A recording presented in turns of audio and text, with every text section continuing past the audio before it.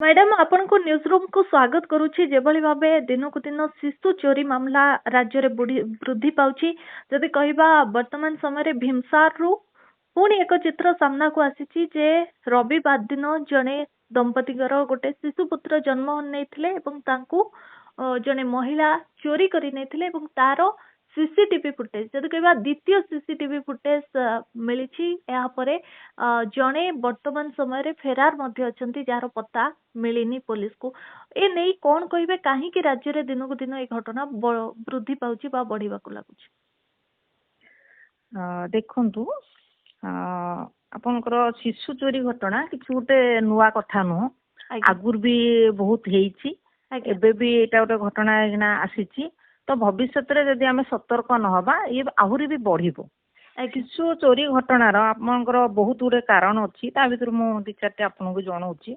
बड़ पिला मानक भी आपन देखुथिबे स्कूल कॉल मानकर भी चोरी करी 8-9 पिला नै जाउछन्ती किंतु शिशु मानक तमर चोरी करबा होछि सबुटु सुविधा तेणु करी शिशु मानक नै कि समान कोन करंदी एटा होछि बड़ प्रश्न। शिशु चोरी शिशु मानक जो समान नौचन्दी कोन करछन समान बिक्री कर दोछन्दी समान को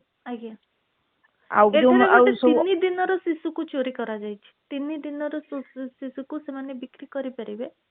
निश्चित भाव बिक्री करदेवे। देखो मु आडप्शन उपर काम करुच्ची मुझे कारा साइड रे लोक जो मानकर पेरेंट पिला छुआ नाही से पेरेंट मैंने अपलोड करती मुझे होम स्टडी करे से कथा बेलू से देखते कारार प्रोसेस बहुत लंबा से एमती भी पचार कौटी इजिली पिला आमको आवेलेबल हे जे आम इमिडिएट पाइबू छुआ सी भी 0 to 6 month भितर कहते जो इंटीरियर एरिया मानक हॉस्पिटल मानक आगुरी भी बहुत केस एमती शिशु बदल हो नर्स माने भी छुआ मान को नहीं बिक्री कर दियंती ए भली पेरेंट मानक एबे जेहेतु ये कारा आसी एटा बहुत स्ट्रिक्ट होती आडप्शन को लोक आजिकल डरुचंती जानी गलेनी चाइल्ड वेलफेयर कमिटी अच्छी केबे भी धरा पड़ जिवो जे से माने गोटे चोरी शिशु आनिचंती किंबा रास्ता रू पाई कि नहीं आछंती कि हॉस्पिटल रू नहीं आछंती ताले तांका नार बहुत सीवियर केस हबो किंतु एबे भी अन्य बाहर ये मान करी सेमते करूथिबे आखिरे पड़ीनी केबे आसीले जना पड़िबो तापरे टिके से पिला मानु को नै कि एटा गोटे होची हमर प्रॉफिटेबल क्रिमिनल इंडस्ट्री कहले भी एटा गोटे अत्युक्ति हेबो नै पिला मानु को नै कि से माने गोटे जगह रे रखिबे रखि कि से मानु को बड़ करके से माने भिक भी मगेबे तापरे से माने घर काम रे भी नियोजित करि परिबे जो हमर छोटो पिला मानु को केते केते 10 year कि 12 year पिला मानु को से घर काम रे लगौचंदी जोटा हमर चाइल्ड लेबर रे जाउची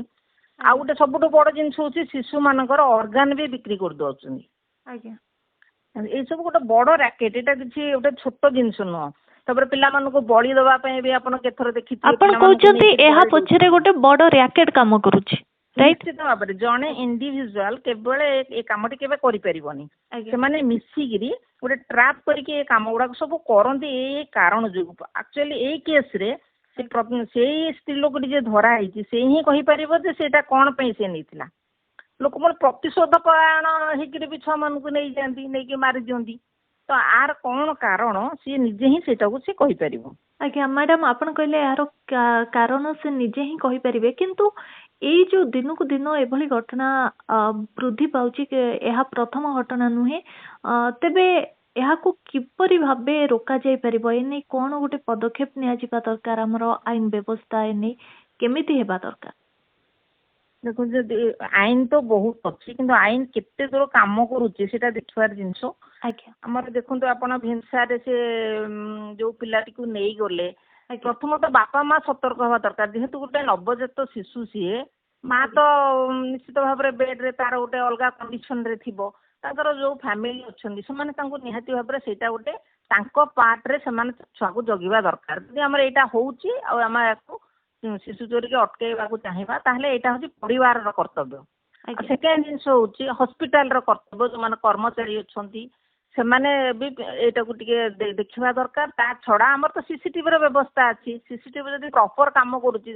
देखो एठी काम करूथिला बोली ही से धरा हाले जदि एठी काम हे न करूथिबो हॉस्पिटल लोकंगर जो माने अछंती बुझुचंदी तांकर प्रथम दायित्व होची जे सीसीटीवी रो पूरा माने ठीक भाव चालू से जो खराब ही इमिडिएट ये करेंगे तापर सब जो जगिबा लोक ସେମାନେ ବି ଟିକେ ସଜାଗ ହବା ଦରକାର। ସେଟା ହଉଛି ହସ୍ପିଟାଲ ର ପାର୍ଟ, ଆଜ୍ଞା ଏଇଟା ହଉଛି ପରିବାର ର ପାର୍ଟ ଗୋଟେ କହିଲି, ଏଇଟା ହଉଛି ଗୋଟେ ହସ୍ପିଟାଲ ର ପାର୍ଟ। ଆଜ୍ଞା ତା ଗଭର୍ଣ୍ଣମେଣ୍ଟ ର ତ ଶିଶୁ ଚୋରି ରୁଲ ଅଛି, ଧରା ହେଲେ ଯାହା ଦଣ୍ଡ ପାଇବ, କିନ୍ତୁ ଧରା ହେଲେ ତ ସେତିକି ଯିବା ଦରକାର, ସେ ଧରା ହବା ଦରକାର। ନିହାତି ଭାବେ ମ୍ୟାଡାମ ଆପଣ କହିଲେ ଏଥିପାଇଁ ଏଇ ଯୋଉ ଘଟଣା ପାଇଁ ଆମେ କାହାକୁ ଦାୟୀ କରିବା, ଏଥିପାଇଁ କିଏ ଦାୟୀ ରହିବେ? ଦେଖନ୍ତୁ ଦାୟୀ ତ ଆମେ କାହାକୁ ଏମିତି କରିପାରିବା ନାହିଁ ଯଦି ଦେଖିବାକୁ ଯିବା, କାହିଁକି ନା ଆମେ ଯଦି ପିଲାଟିକୁ ଜଣେ ପରିବାରର ଲୋକ ହିଁ ହସ୍ପିଟାଲ ଭିତରେ ସୁରକ୍ଷା ଦେବନି, ଜଗିବନି, ସେଠି ଆମେ ପରିବାରକୁ ଦାୟୀ କରିବା। ଯଦି ଏଇଖିନା ସିସିଟିଭି ନଥାନ୍ତା ତାହେଲେ ଆମେ ହସ୍ପିଟାଲକୁ ଦାୟୀ କରିଥାନ୍ତେ। ଆଜ୍ଞା ତ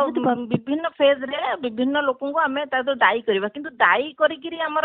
ଯାହାର ପିଲା ଯାଇଛି ତା କଷ୍ଟଟା ତ ଯିବନି ନା ଆମେ କାହାକୁ ଦାୟୀ କରିକିରି। ନିହାତି ଭାବେ ତେଣୁକରି ଜଗିବା, ତେଣୁକରି ପ୍ରପରଲି ପିଲାଙ୍କୁ ଜଗିବା। ବଡ ବଡ ହସ୍ପିଟାଲ ମାନଙ୍କରେ, ଗଭର୍ଣ୍ଣମେଣ୍ଟ ହସ୍ପିଟାଲ ଯୋଉଠି ବହୁତ ପ୍ରସୂତି ସବୁ ଆସୁଛନ୍ତି, ସେମାନଙ୍କୁ ଜଗିବା ବି ତ ହସ୍ପିଟାଲ ପକ୍ଷରେ ବି କିଛି ଗୋଟେ ପ୍ରୋବ୍ଲେମ ହବ। ତ ତାକୁ ଆମେ ତାଙ୍କ ପରିବାର ହିଁ ପ୍ରଥମ ଜଗିବା, ଦ୍ୱିତୀୟ ପାର୍ଟ ଆସିବ ହସ୍ପିଟାଲ ଲୋକଙ୍କର। ଆଜ୍ଞା ଆଉ ନିହାତି ସିଭିୟର ଭାବେ ଦଣ୍ଡ ଆପଣ ବ୍ୟବସ୍ଥା କହିଲେ ଆଜ୍ଞା ଚାଇଲ୍ଡ ଟ୍ରାଫିକିଂ ରେ ଅଛି, କିନ୍ତୁ ସେଟା ତ ପରବର୍ତ୍ତୀ ଷ୍ଟେଜରେ ଆସିବ। ଆଚ୍ଛା ଆପଣ କହିଲେ ପ୍ରଥମ ଆମର ରେସ୍ପନ୍ସିବିଲିଟି ରହୁଛି ନିଜ ଫ୍ୟାମିଲିର, ଯୋଉମାନେ ପରିବାର ଆସିଛନ୍ତି ତ ସେମାନଙ୍କର ଗୋଟେ ଦାୟିତ୍ୱ ରହୁଛି ନିଜ ପିଲାକୁ ସୁରକ୍ଷିତ ଭାବେ ରଖିବାକୁ। ଯେମିତିକି ଭୀମସାର ମେଡିକାଲରେ ଯାହା ଘଟଣା ଘଟିଛି ତାହା ଯଦି ଆମେ କହିବା ମୁଖ୍ୟତଃ ପରିବାର ଆଗେ ସଚେତନ ହେବା ଦରକାର, ସଜାଗ ରହିବା ଦରକାର। ତାପରେ ଆମେ ଯଦି କହିବା ହସ୍ପିଟାଲର ଯୋଉ କର୍ତ୍ତୃପକ୍ଷ ସେମାନେ ମଧ୍ୟ ସଜାଗ ହେବା ଦରକାର। ବହୁତ ବହୁତ ଧନ୍ୟବାଦ ମ୍ୟାଡାମ ଆପଣଙ୍କ ଆଲୋଚନା ପାଇଁ।